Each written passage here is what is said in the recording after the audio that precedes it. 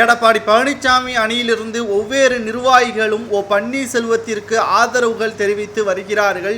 எடப்பாடி பழனிசாமி பச்சை துரோகி என்பது இதன் மூலமாகவே தெரிகிறது.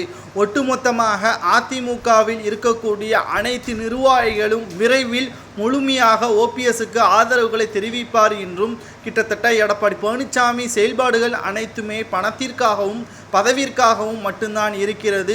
ஏற்கனவே மக்களவை தேர்தலில் பிரச்சாரத்திற்கு செல்லும் இடமெல்லாம் எதிர்ப்புகளும் விரட்டி அடிக்கின்ற காட்சிகளையும் தான் நாம் இணையதளத்தில் பார்த்திருப்போம். தற்பொழுது அதிமுகவின் நிர்வாகிகளை எடப்பாடி பழனிசாமியை விரட்டி அடிக்கின்ற காலமும் தற்பொழுது வந்து கொண்டுதான் இருக்கிறது.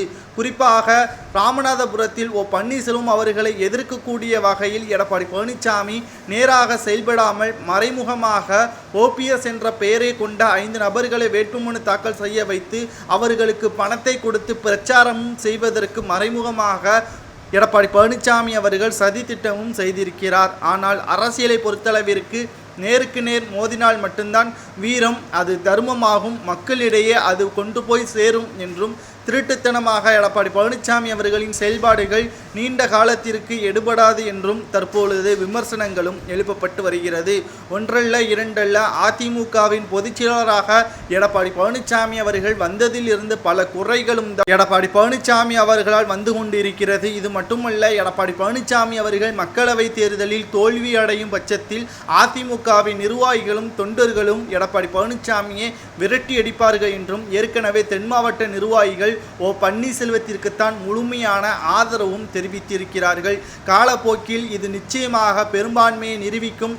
ஜூன் 5ஆம் தேதிக்கு பிறகு அதிமுகவின் தலைமையை ஓபிஎஸ் கைப்பற்றுவார் என்றும் அண்ணாமலை அவர்கள் கூறியுள்ளார். இது பன்னீர்செல்வம் அவர்களுக்கு கிடைத்த மிகப்பெரிய ஒரு அதிர்ஷ்டம் என்றும் பேசப்படுகிறது.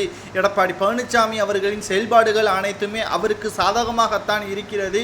காரணம், பணத்தை கொடுத்து கொண்டு தனக்கு சாதகமான தீர்ப்பையும் தனக்கு சாதகமான செயல்பாட்டுகளையும் தான் செய்து வருகிறார். ஆனால் இது நீடிக்காது என்றும், ஜூன் 5ஆம் தேதிக்கு பிறகு மத்தியில் பாஜக தான் மீண்டும் ஆட்சிக்கு வரும். அதற்கு பிறகு ஒட்டுமொத்த தமிழக மக்கள் நலன் காக்க அதிமுகவின் தலைமை ஏற்பார் ஓபிஎஸ் என்றும் அண்ணாமலை அவர்கள் கூறியுள்ளார்.